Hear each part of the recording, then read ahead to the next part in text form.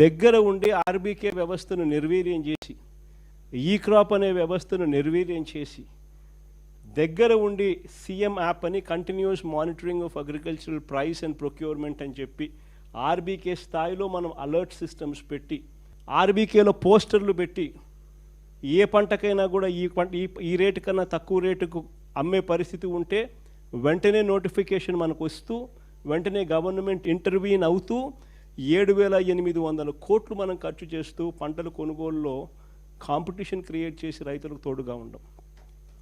ఈరోజు ఆ పరిస్థితి లేదు. అందుకనే ఈరోజు ఏ పంటకు కూడా గిట్టుబాటు ధర రాని పరిస్థితి ఈరోజు కనిపిస్తూ ఉంది. ఇక ఒకసారి విద్యారంగం చూడు, నాడు నేడు గాలికి ఎగిరిపోయింది, ఇంగ్లీష్ మీడియం గాలికి ఎగిరిపోయింది, టోఫుల్ చదువులు గాలికి ఎగిరిపోయాయి, గోరుముద్ద నీరు గారిపోయిన పరిస్థితులు, 8వ తరగతి పిల్లలకు ట్యాబులు ఇచ్చేది గాలికి ఎగిరిపోయింది, ఇంగ్లీష్ మీడియం చదువులు పిల్లలకు ఎండమావైపోయినాయి. సరే, ఇవన్నీ పక్కన పెడదాం. నాడు నేడు పనులు ఆగిపోయాయి. సరే, కాస్త ఇవన్నీ పక్కన పెడదాం. పెద్ద చదువులు చదువుతా ఉన్న పిల్లలకు ఏ త్రైమాసికం అయిపోతూనే, ఆ త్రైమాసికం అయిపోయిన వెంటనే వాళ్ళకు ఫీజు రీయింబర్స్మెంట్ కింద ఫీజులు ఇచ్చేవాళ్ళం మన ప్రభుత్వంలో. విద్యా దీవెన, వసతి దీవెన అని చెప్పి గొప్పగా ప్రభుత్వం అమలు చేసే పథకాలు. ఏ క్వార్టర్ అయిపోయిన వెంటనే ఆ క్వార్టర్. అలాంటిది మొట్టమొదటిసారిగా జనవరి, ఫిబ్రవరి, మార్చికి సంబంధించిన క్వార్టర్ 2024 మార్చి 16 ఎన్నికల కోడ్ వచ్చింది. జనవరి, ఫిబ్రవరి, మార్చికి సంబంధించిన క్వార్టర్ ఆ ఎన్నికల కోడ్ రావడంతో ఆగిపోయింది. తర్వాత చంద్రబాబు నాయుడు ప్రభుత్వం వచ్చింది, ఫినిష్. వసతి దీవెన ప్రతి ఏప్రిల్ 2024 ఎన్నికల కోడ్ వల్ల ఆగిపోయింది. మళ్ళీ ఏప్రిల్ 2025 మళ్ళా రెండవ ఇన్స్టాల్మెంట్ వసతి దీవెన 1,100 కోట్లు ఏప్రిల్ 2024, 1,100 కోట్లు ఏప్రిల్ 2025, 2,200 కోట్లు. ఇచ్చిందంతా 0. ఈరోజు పిల్లలకు చదువులు ఆగిపోతూ ఉన్న పరిస్థితులు. చదువుకునేదానికి పేదవాడు ధైర్యం చేయడంలా ఈరోజు ఇంజనీరింగ్ కాలేజీలో చేరడానికి. చదువుతూ ఉన్న పిల్లడికి ఈరోజు సర్టిఫికెట్లు అందడంలా. కాలేజ్ యాజమాన్యాలు ఈరోజు పిల్లలను చదివించాలి అని అంటే, తీసుకోవాలంటే భయపడతా ఉన్న పరిస్థితులు. ఇది విద్యారంగం పరిస్థితి. ఇంకా కాస్త ఒకసారి అడుగు ముందుకేసి చూస్తే, ఇక వైద్య రంగం గురించి నేను చెప్పాల్సిన పనుల. ఆరోగ్యశ్రీ అన్నది 25 లక్షల దాకా ప్రతి పేదవాడు దర్జాగా ప్రైవేట్ హాస్పిటల్కి పోయి, నెట్వర్క్ హాస్పిటల్కి పోయి వైద్యం చేయించుకొని వచ్చే పరిస్థితి. 25 లక్షల దాకా ప్రతి పేదవాడికి ఉచితంగా వైద్యం అందే పరిస్థితి. 3,300 ప్రొసీజర్లకు వైద్యం అందిస్తూ ఉన్న పరిస్థితి. ఈరోజు ఆరోగ్యశ్రీకి ఈ పెద్ద మనిషి గత 16-17 నెలల నుంచి పెట్టిన బాకీ. మామూలుగా ఆరోగ్యశ్రీ నడపాలంటే నెలకు 300 కోట్లు అవుతుంది ఖర్చు. ఈ 17 నెలలు, 16 నెలలు ఇంటూ 300 అంటే దాదాపుగా 4,500 కోట్లు. ఈ పెద్ద మనిషి 1000 కోట్లు కూడా ఇలా, దాదాపుగా 3,500 కోట్లు బకాయిలు. ఏ పేదవాడు కూడా ఈరోజు ఆరోగ్యశ్రీ కోసం, వైద్యం కోసం ఏ పేదవాడైనా కూడా ఏ హాస్పిటల్కు పోలేని పరిస్థితి ఈరోజు కనిపిస్తూ ఉంది. ఇంకా ఆరోగ్య ఆసరా గురించి నేను చెప్పాల్సిన పనులు. ఆరోగ్యశ్రీ పరిస్థితి ఈ మాదిరిగా ఉంటే, ఇంకా వైద్యం అందిన తర్వాత ఆపరేషన్ పీరియడ్లో ప్రతి పేదవాడికి నెలకు 5,000 రూపాయలు ఇచ్చి రెస్ట్ పీరియడ్లో సహాయంగా ఉండే గొప్ప కార్యక్రమం మన ప్రభుత్వ హయాంలో అమలయ్యేది.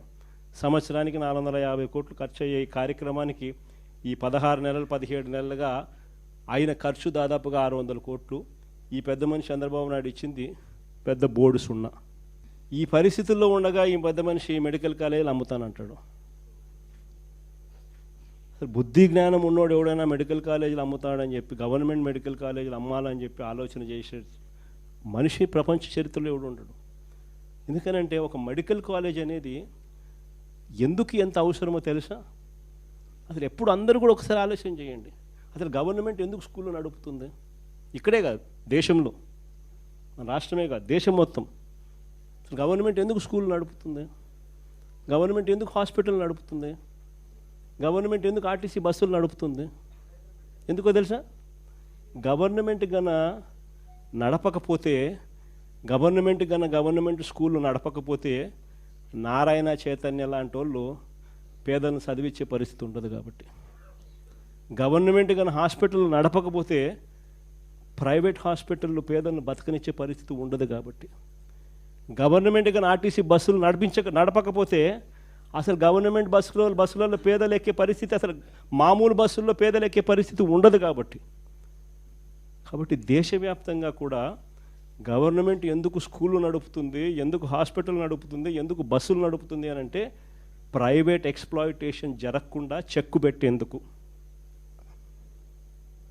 ఈరోజు ఈ గవర్నమెంట్ హాస్పిటల్లో ప్రతి జిల్లాకు ఒకటి వస్తూ ఉంది. ఈ టీచింగ్ హాస్పిటల్స్ అంటే ప్రతి జిల్లాలోనూ ఒక సూపర్ స్పెషాలిటీ హాస్పిటల్, ఒక టీచింగ్ హాస్పిటల్ రూపాన ఈ మెడికల్ కాలేజీలతో పాటు అందుబాటులోకి వస్తుంది. అంటే ఈ మెడికల్ కాలేజీలో పనిచేస్తూ ఉన్న ప్రొఫెసర్లు, అసిస్టెంట్ ప్రొఫెసర్లు, పీజీ స్టూడెంట్లు, doctors, MBBS students, nursing students అందరూ అక్కడ డాక్టర్లుగా ఉంటారు. డిఫరెంట్ ఫ్యాకల్టీస్తో ఒక సూపర్ స్పెషాలిటీ టీచింగ్ హాస్పిటల్ ప్రతి పేదవాడికి జిల్లాలో అందుబాటులో ఉంటుంది. ఇది అక్కడ ఉండడం వల్ల ఆ జిల్లాలో మిగిలిన ప్రైవేట్ హాస్పిటల్ ఎవరు కూడా పేదవాడిని ఎక్స్ప్లాయిట్ చేసే పరిస్థితి ఉండదు.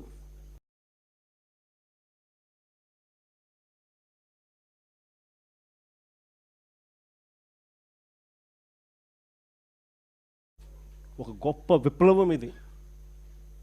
పేదవాడికి ఉచితంగా వైద్యం అందాలి అని అంటే, ప్రైవేట్ ఎక్స్ప్లాయిటేషన్ సిస్టంలో నుంచి తీసేయాలి అని అంటే ఖచ్చితంగా మెడికల్ కాలేజీలు ఎంత అవసరమో చెప్పే ఒక గొప్ప అంశం ఇది. మరోవైపున దీంట్లో వచ్చే సీట్లు, ఆ సీట్ల ద్వారా మన పిల్లలకు ప్రతి జిల్లాలోనూ అవైలబుల్గా ఉంటారు. ఒక గొప్ప కార్యక్రమానికి చంద్రబాబు నాయుడు అనే వ్యక్తి స్కాముల కోసం అని చెప్పి ఏకంగా మెడికల్ కాలేజీను 5,000 కోట్లు ఖర్చు పెట్టే కార్యక్రమానికి చేయలేమని చెప్పి మూసేస్తూ ఉన్నాడు. నాకు ఆశ్చర్యం అనిపించింది. 8,000 కోట్ల రూపాయలతో ఈ పథకాన్ని మొదలుపెట్టి మన హయాంలోనే 5 కాలేజీలను మనం జాతికి అంకితం స్టార్ట్ చేసినాం. మరో 2 కాలేజీలు పులివెందుల పాడేరు. చంద్రబాబు నాయుడు ప్రభుత్వం రాకమునిపే వాటిలో కూడా కోర్సులు స్టార్ట్ చేసే విధంగా వాటికి కూడా అనుమతులు వచ్చేసినాయి. అంటే దాదాపుగా 17 కాలేజీలలో 7 కాలేజీలు మోరల్లెస్ ఫుల్ ఫ్లెడ్జ్డ్ కాలేజెస్గా తయారైనాయి. ఇంకొక 5,000 కోట్లు ఏముందండి 5 సంవత్సరాలలో? సంవత్సరానికి 1000 కోట్లు చూస్తూ ఆడుతూ పాడుతూ పెట్టుకోలేమా?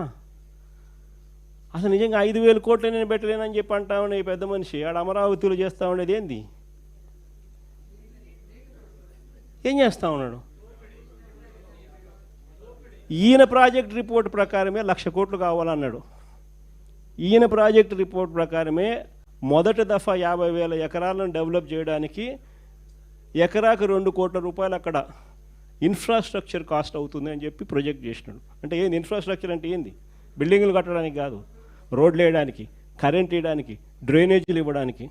వీళ్ళ ప్రకారమే 50,000 ఎకరాలు గతంలో చేసిన దానికి 1,00,000 కోట్లు 1,00,000 కోట్లు ఖర్చు అవుతుందనంటే గత ప్రభుత్వం చంద్రబాబు నాయుడు ఉన్నప్పుడు 4,500 కోట్లు ఖర్చు పెట్టారు. మిగిలిన 95,000 కోట్లు ఎక్కడి నుంచి తీసుకొని వచ్చి పెడతారు? మొదటి నుంచి నేను అడుగుతా ఉన్న ప్రశ్న అదే. ఈ 95,000 ఎక్కడి నుంచి తీసుకొచ్చి పెడతారని చెప్పి ప్రజలు అడుగుతూ ఉన్నప్పుడు ఈ పెద్ద మనిషి ఇంకో 50,000 ఎకరాలు కావాలంటున్నాడు. ఆ 50,000 అదే పరిస్థితి ఇట్టుంది. ఇంకొక 50,000 కావాలంటున్నాడు. దానికి ఇంకో 1,00,000 కోట్లు. మరి నీకు అమరావతి కోసం 2,00,000 కోట్లు నువ్వు ప్రణాళిక వేసినావు. చేతిలో డబ్బు లేదు కానీ 2,00,000 కోట్ల ప్రణాళిక అంటున్నావు.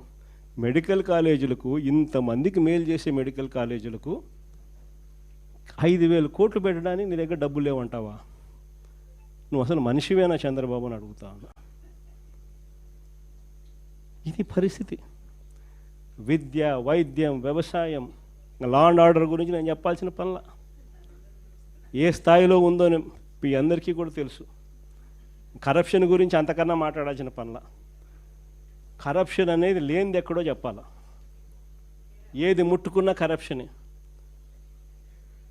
మద్యం, ఇసుక, లాటరైటు, బాక్సైటు, క్వాడ్సు, సిలికా, మట్టి, ప్రతి నియోజకవర్గంలో పేకాట క్లబ్బులు, ఇంకా కుటుంబిషన్ల కాడ నుంచి మొదలు పెడితే ఇంకా స్కాములు అనేకం.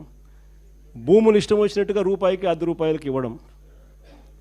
కరెంటు కొనుగోలు మనం ₹2.49 మనం కరెంటు కొనుగోలు చేసి రైతులకు మేలు చేసే విధంగా మనం అడుగులేస్తే వీళ్ళు ₹4.60 ఆ రోజు యాగి చేసిన వాళ్ళు ఈరోజు ₹4.60 కరెంటు PPL అగ్రిమెంట్లు ఎంటర్ అవుతున్నారు. ఏది చూసుకున్నా స్కాములే. రాష్ట్రానికి రావాల్సిన ఆదాయం రాష్ట్రానికి రావడంలా, దారి మళ్ళీ ఇలా జోబిలేకపోతూ ఉంది. కాబట్టి రాష్ట్రానికి రావాల్సిన ఆదాయాలు తగ్గుతున్నాయి.